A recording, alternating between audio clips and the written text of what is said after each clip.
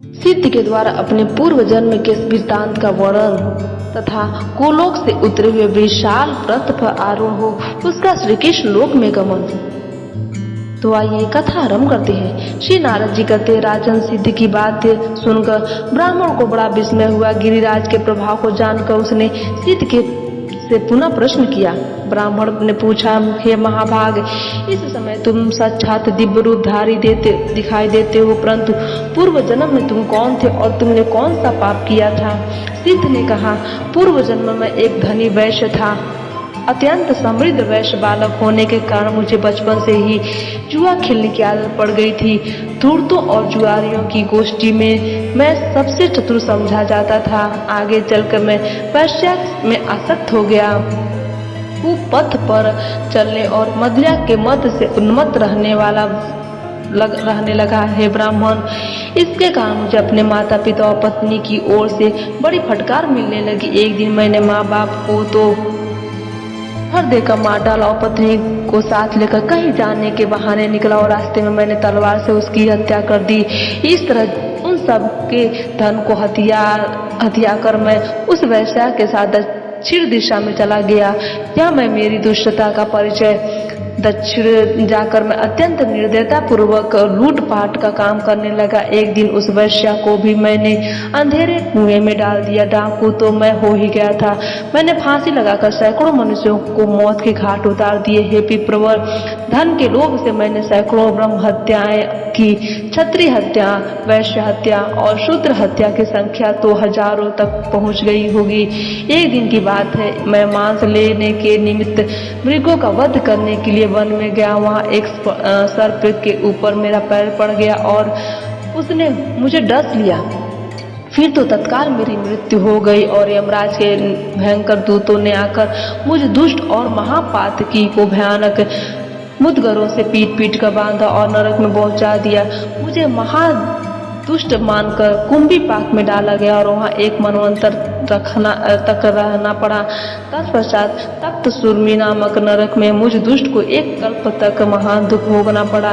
इस 84 लाख नरकों से प्रत्येक में अलग अलग यमराज की इच्छा से मैं एक वर्ष तक पड़ता और निकलता रहा। तदंतर भारतवर्ष में कर्म वासना के अनुसार मेरा 10 बार तो सुअर की योनि में जन्म हुआ और 100 बार बाघ की योनि में, फिर 100 जन्मों तक ऊंट और उतने ही जन्मों तक भैंसा हुआ। इसके बाद 1 सहस्त्र जन्म तक मुझे सर्प की योनि में रहना पड़ा। फिर कुछ दुष्ट मनुष्यों ने मिलकर मुझे मार डाला। हे विप्रवर, इस 10,000 वर्ष बीतने पर जलशून्य विपिन में मैं एक ऐसा विकराल और खल राक्षस हुआ जैसे कि तुमने अभी अभी देखा है। एक दिन किसी शूद्र के शरीर में आविष्ट होकर ब्रज में गया। वहाँ वृंदावन के निकटवर्ती यमुना के सुंदर तट से हाथ में छड़ी लिए हुए कुछ श्याम और वाले श्री कृष्ण के पास उठे और मुझे पीटने लगे। उनके द्वारा तिरस्कृत होकर मैं ब्रज भूमि से इधर भाग आया। तब से बहुत दिनों तक मैं भूखा रहा और तुम्हें खा जाने के लिए यहाँ आया। इतने में ही तुमने मुझे गिरिराज के पत्थर से मार दिया। हे मुने, मुझ पर साक्षात श्री कृष्ण की कृपा हो गई जिससे मेरा कल्याण हो गया। श्री नारद जी कहते, राजन, वह इस प्रकार कह ही रहा था कि गोलोक से एक विशाल रथ उतरा।